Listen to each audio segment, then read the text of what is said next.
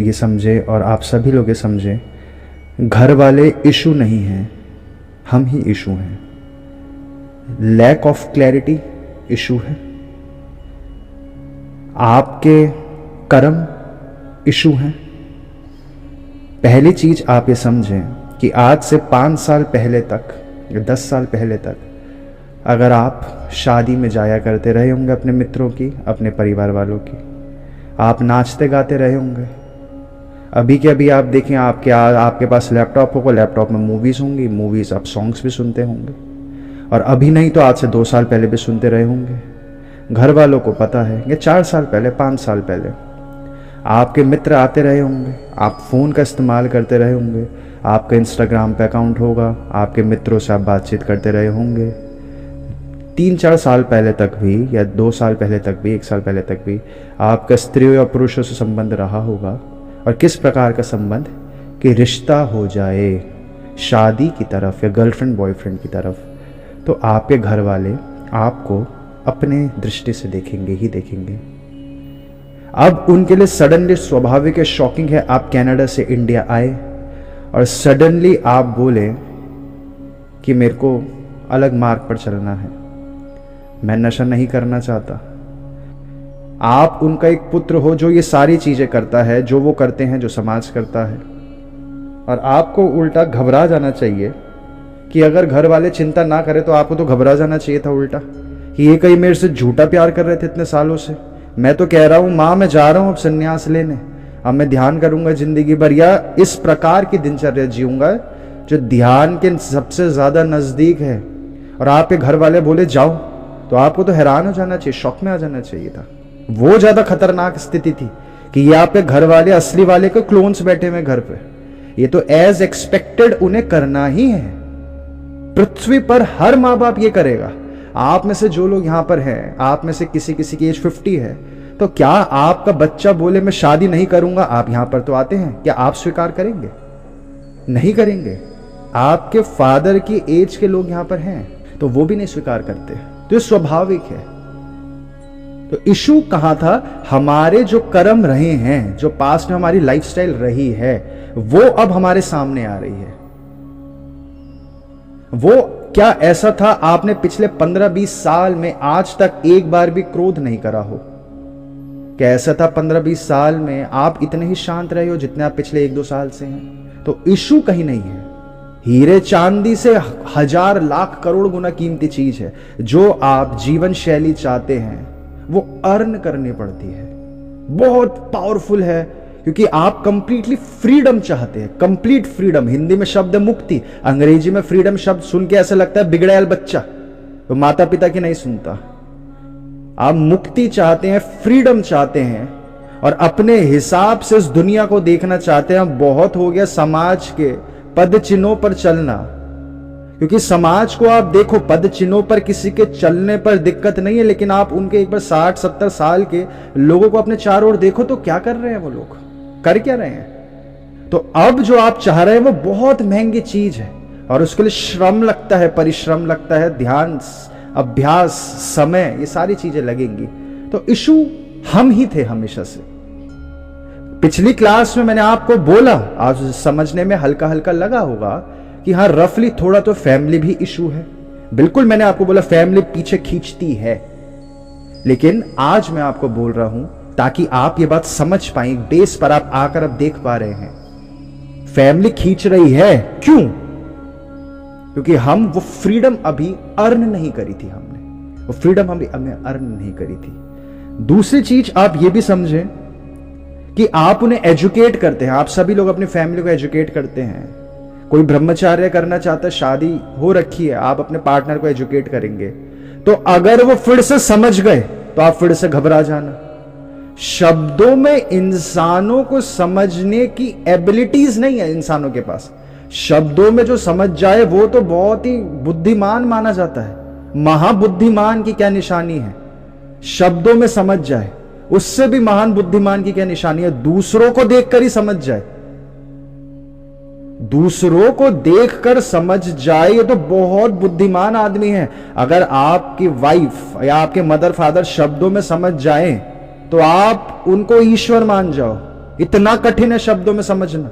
इंसान समझता है भावनाओं की वजह से, जिसको एक अगर भावना बेकार आए, शरीर में नेगेटिव भावना आए, तो उसे हम बोलते हैं धोखे के बाद इंसान सीखता है, भुगतने के बाद इंसान सीखता है। भुगतने का अर्थ क्या है?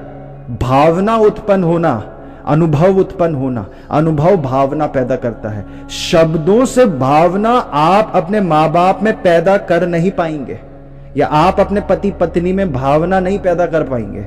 अगर आप पे कोई विधि है जिससे आप उनके अंदर भाव पैदा कर पाए, तब वो समझ पाएंगे। तो आपका मकसद ये नहीं होना चाहिए शब्दों में समझाऊं। अगर आप सच में समझा रहे हैं तो आपको भावनाएं पैदा करनी है।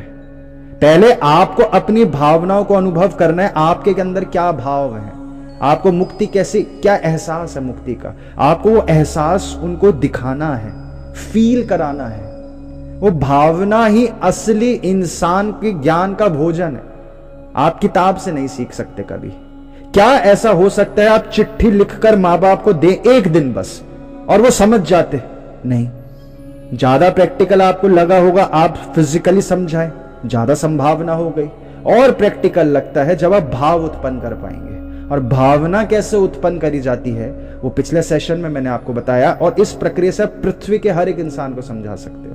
पृथ्वी के हर एक इंसान को अगर भावना पैदा करने की एबिलिटीज आप सीख पाए, भावना पैदा करने के लिए रिचुअल्स करे जाते हैं, भावना पैदा करने के लिए इंसान की जीवन शैली बदली जाती है, भावना पैदा करने के लिए रिपीटिशन करी जाती है, और भावना पैदा करने के लिए सबक सिखाए जाते हैं। जैसे गौतम बुद्ध ने सबक सिखाने की विधि इतनी खूबसूरती से उपयोग करी थी कि वो लोगों को एक एक साल भटकने को छोड़ देते थे, क्योंकि वो जानते थे शब्दों से नहीं सीख सकता इंसान।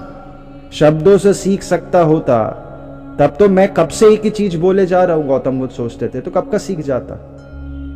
तो भुगतवाते थे लोगों से, लोगों को शमशान घाट भेज दिया करते थे, लोगों को बोल देते थे कि 3 साल तक तू मौन रहेगा, मैं बात नहीं करूंगा। लोगों को गांव के चक्कर कटवाते थे। जो वो औरत की इतनी फेमस कहानी है कि अपने मरे हुए बच्चे को जिंदा करने के लिए गौतम बुद्ध के पास लाई थी, तो गौतम बुद्ध ने क्या बोला? भुगत तू अभी, एक पूरा दिन चक्कर कटवाया गौतम बुद्ध ने। हम सबको तो दया आ जाएगी, हमें लगेगा अरे गौतम बुद्ध इस बेचारी स्त्री को कहां भेज रहे हैं, गौतम बुद्ध का सर तो नहीं, दिमाग तो नहीं खराब हो गया, ये बोल रहा चक्कर काट। वो स्त्री शब्दों से नहीं समझ सकती थी, क्योंकि कंडीशनिंग जो आप कह रहे हो वो कंडीशनिंग शब्दों से टूट ही नहीं सकती कभी भी। हमेशा भावना, भावना कैसे हो रहा है? एक्सपीरियंस। जब शरीर इन्वॉल्व है, जब 5 सेंसेस इन्वॉल्व हैं, तब जाकर एक फीलिंग्स पैदा हो सकती है। इंसान भावना से ही समझता है, शब्दों से नहीं समझ सकता कभी भी, कभी समझा ही नहीं है। वो बहुत मुश्किल है, उसके लिए भयानक ध्यान इंसान चाहिए जो सिर्फ शब्द को देखे और सीख जाए। उदाहरण के लिए आप सब लोगों को छिपकली पता है, आप में से किसी किसी को लगता होगा कि छिपकली जहरीली है, आप में से किसी किसी को पता होगा कि छिपकली जहरीली नहीं है। अब मैं आपको बोलूं कि छिपकली बिल्कुल भी जहरीली नहीं है, जो कि हकीकत बात है, और छिपकली आपको काट भी नहीं सकती। ऐसा नहीं है कि आपको काटेगी तो आपको दर्द हो जाएगा, वो इतने नाजुक उसकी पकड़ होती है अपने मुंह से, क्योंकि बस वो कीट पतंगों को पकड़ने की कोशिश में रहती है, उसकी पकड़ बहुत नाजुक होती है। तो आप अपने कानों पर लटका सकते हो छिपकली को, ऐसे लटक जाएगी वो, और वो पूरी जोर लगाकर भी काटेगी तो आपको कुछ होगा नहीं। और छिपकली आपको कोई नुकसान ही नहीं पहुंचा सकती अगर आप उसे पकड़ो, कुछ भी नहीं कर सकती। किसी को लगता होगा कि छिपकली की स्किन में पॉइजन है और हम छुएंगे तो हमारे हाथ गंदे हो जाएंगे, रैशेस हो जाएंगे, पॉइजन ना आ जाए, कुछ नहीं होता उसमें। कुछ भी कर लो, आप अपनी नाक पर ऐसे लटका दो, आप ऐसे करोगे यहां पे लटक जाएगी। लेकिन तो क्या मैंने आपको ये वाक्य बोला, क्या आप अब अपने घर पर कोई छिपकली दिख रही है? क्या आप अपने उस पुराने जिंदगी भर के कंडीशन छिपकली का जो भय था उससे बाहर होकर छिपकली को हाथ से पकड़ सकते हो आज के आज ही? आपको मैं बोल रहा हूं छिपकली में कोई जहर नहीं है, होता ही नहीं है, ये वहम में जी रहे हैं आधे से ज्यादा लोग। आप ऐसे पकड़ नहीं पाओगे छिपकली को। चींटी फिर भी काट देगी आपको, लेकिन छिपकली कुछ कर ही नहीं सकती। तो आप नहीं पकड़ पाएंगे उसे, क्योंकि शब्द मैंने आपको बोले लेकिन आपको भाव उत्पन्न नहीं हुए। ये कंडीशनिंग है, इतना स्टूपिड भय भी हमारा नहीं छूटता शब्दों से। रिपीटिशन कर करके जब आप छिपकली को देखो और उसको ध्यान लगाकर 1 टक या आधे घंटे तक देखोगे और बार बार दोहराओगे, जो मंत्र सिद्धि करवाई जाती है मूर्ति बैठाकर शिव जी को ध्यान लगाने के लिए। अब क्या मूर्ति में कुछ ऊर्जा है? नहीं। आप लोगों का ध्यान बिना मूर्ति के भटक जाएगा, मजबूरी है मूर्ति लगा लो। क्या मूर्ति में कुछ है? बिल्कुल भी नहीं। आपका ध्यान भटकने को रोकने के लिए। तो इंसान का ध्यान इतना भटका हुआ है कि शब्दों में वो सीख नहीं पाएगा, इसलिए बार बार दोहराना पड़ता है, तब छिपकली वाली बात भी आपके अंदर उतरेगी। और हो सकता है आप में से कोई 1-2 दिन बाद, पॉइंटलेस बात बोल रहा हूं, आप पकड़ना मत छिपकली को, उसे आजाद रहने दे, लेकिन मैं उदाहरण दे रहा हूं, आप नहीं पकड़ पाओगे, आप घबराओगे छिपकली से, आपके शरीर पर छिपकली चढ़ जाएगी, आप चीख जाओगे, और कुछ करती नहीं है, उससे हानि तो आपको चींटियां पहुंचा सकती है काट कर। यह कंडीशनिंग भावना पैदा करने के बाद ही तोड़ी जा सकती है। जो संत की स्थिति है, जो मैं आपको बोल रहा हूं एक्सट्रीम जीनियस आदमी, जो एक्सट्रीम कॉमन सेंस, वो एक ये वाक्य सुनेगा कि अच्छा छिपकली में जहर नहीं है, वो दूसरे ही पल उसको उठा लेगा। उसी कंडीशनिंग तोड़ना उसके लिए शब्दों के द्वारा संभव है। वो इतना ज्यादा होश में जीता है आदमी। तो इतने होश में जो जी रहा है, इतने होश वाला आदमी तो आपको पहले रोकेगा ही नहीं। तो जो आपको रोक रहा है वो होश में नहीं, और होश में नहीं तो शब्दों में नहीं समझेगा। तो ऐसा नहीं है कि उनकी कंडीशनिंग स्ट्रांग है, आपके समझाने के तरीका और आपके समझाने की अवधि कमजोर है। हमेशा अपने पे ले ले बात, वरना आप ज्यादा चीजें बदल नहीं पाएंगे। आपको पहले क्लैरिटी होना चाहिए कि अगर आप गृहस्थ जीवन में गए तो गृहस्थ जीवन का मतलब है पुत्र। बहुत सारे लोग आज भी पुत्र पैदा करके वो मुनि को पकड़ा देते हैं, वो संतों को पकड़ा देते हैं। क्या ऐसे आज आपकी स्थिति है किसी की कि पुत्र पैदा हो और आप किसी संत को पकड़ा दो? क्योंकि पुत्र पैदा करना जिम्मेदारी है, मोह पुत्र का पॉइंटलेस। आपका मकसद होना चाहिए आप पुत्र को बिल गेट्स से ब्रेन वॉश करवाओ, ये आप चाहते हो, यानी कि MBBS। अब हम सब अपने पुत्रों को उठाकर पकड़ा देते हैं बिल गेट्स को, जो कि ओपन में है, वैक्सीन्स फोर्स करता है और ओपन है। अब तो हर अखबार जानता है, हर कोई जानता है आज की तारीख में वैक्सीन्स के क्या साइड इफेक्ट्स। अब तो छुपी नहीं रही बात। हम सब लोग अपने बच्चों को अंग्रेजों को पकड़ा देते हैं, और अंग्रेजों का अर्थ क्या है? अंग्रेज भाषा नहीं, अंग्रेज इंसान नहीं, वो देश नहीं, वो लाइफस्टाइल, वो लाइफस्टाइल जो मटीरियलिस्टिक है। और हम लोग अपने बच्चों को किसी संत पर नहीं पकड़ा सकते। लगभग असंभव है कि कोई अपना पुत्र को संतों को पकड़ा दे बचपन में। असंभव है कि मुनि के साथ आपका पुत्र रहे तो उसको जीवन में कभी भोजन की कमी हो। असंभव है अगर आपका पुत्र संतों के साथ रहे तो छत की कभी दिक्कत हो। असंभव है अगर मुनियों के साथ आपका पुत्र रहे, जो भी धर्म के गुरुओं के साथ आपका पुत्र रहे, तो उसे कभी डिप्रेशन हो, तनाव हो। और वो सही गुरु के साथ है तो असंभव है उसको शारीरिक बीमारी भी हो, क्योंकि जो सही मायने के गुरु हैं वो इतना शारीरिक श्रम करते हैं कि उनको बीमारियां जल्दी से नहीं पकड़ती। आज के गुरु नहीं जो 150 किलो हलवाई जैसे प्रतीत होते हैं। ये कौन सी स्थिति हो गई आज कि 150 किलो के लोग बैठे हुए हैं? तो ऐसे मुनि होते हैं आज भी, ऐसे संत होते हैं आज भी। तो लोग अपने पुत्रों को उनके पास पकड़ा देते हैं, और वो पुत्र असंभव है लगभग कि कभी किसी स्त्री का रेप करेगा, लगभग असंभव है कभी मर्डर करेगा, लगभग असंभव है कि उससे ज्यादा खूबसूरत कोई वेस्ट का बच्चा बड़े होकर बने। हां, ऐसे वेस्ट में बहुत सारे बच्चे होंगे, लेकिन मैं इन जनरल कह रहा हूं आपको, वेस्ट में बहुत सारे खूबसूरत बच्चे हो सकते हैं जो समझ जाएं कि शराब पीना पॉइंटलेस है। आप सब लोग उन्हीं में से हो। लेकिन हम लोग अपने पुत्रों को संतों को पकड़ाने का साहस नहीं रखते, क्योंकि हम मुक्त नहीं है। तो आपकी शादी, आप बोल रहे गृहस्थ जीवन, शादी ज्यादा बड़ा बंधन नहीं है। बच्चा, और बच्चा तो फिर आपकी लाइफ जो आपके माता पिता कर रहे हैं, एग्जैक्टली आप भी वही करेंगे। अगर शादी और बच्चे के बाद अपने माता पिता से पूछे कि ध्यान और मोक्ष और फ्रीडम, मुक्ति, परमात्मा की स्थितियों को पहुंचना सरल है, तो आप क्यों नहीं कर पा रहे? ये एक सवाल है जो आप अपने मां बाप से पूछे। अगर शादी गृहस्थ जीवन के बाद परमात्मा को हासिल करना संभव है, तो आज 70 साल की उम्र में भी आप क्यों परमात्मा को नहीं समझना चाह रहे? क्यों नहीं समझना चाह रहे? क्योंकि यह हकीकत है, जो कड़वी हकीकत है, और हर कोई जानता है।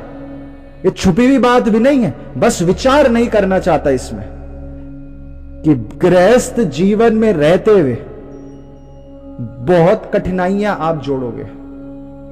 गृहस्थ जीवन ऐसे नहीं है कि हर किसी को संन्यास के मार्ग पर ही चलना है, ऐसा नहीं है। हर इंसान के अपने कर्म हैं। ये ऐसे लोग पृथ्वी पर हमेशा रहेंगे जो इस वक्त जो पुत्र पैदा करेंगे। मजदूरों के लिए संतानें ज्यादा जरूरी है मुक्ति से। मजदूरों के लिए मुक्ति को समझना ज्यादा कठिन है, जो मजदूरों की स्थिति में है, जो चारों ओर से बंधा हुआ है। और ये सारी बातें जो सारा का सारा विज्ञान है, ये सारी की सारी बातें यही है कि आप लोग यहां क्यों आए थे, यहां आप इन सेशंस में क्यों आए। हो सकता था आप कहीं और चले जाते और वहां पर आप कुछ और सीखते। आप हो सकता था धन कमाने के सेशन सीखते कि कैसे ज्यादा से ज्यादा धन कमा दो ताकि वो वाली लैम्बोर्गिनी खरीद ले जिसके पीछे परमात्मा बैठा है।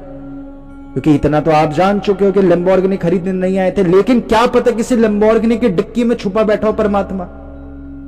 यही मैं आपको कहना चाह रहा हूं कि कोइंसिडेंस नहीं है कि आप लोग ये बातें समझ रहे हैं और आपके साथ के चारों ओर लोग धन ज्यादा कैसे कमा लें ये समझ रहे हैं, जबकि उनके पास इतना धन है, बिना गृहस्थ जीवन पैदा करे उन लोगों की काम वासना खत्म नहीं हो सकती। बिना शादी से गुजरे बहुत सारे लोगों की काम वासना खत्म नहीं हो सकती, बहुत सारे लोगों की नहीं हो सकती। और ये प्रकृति के नियम है, ऐसे ही बनी हुई आई है।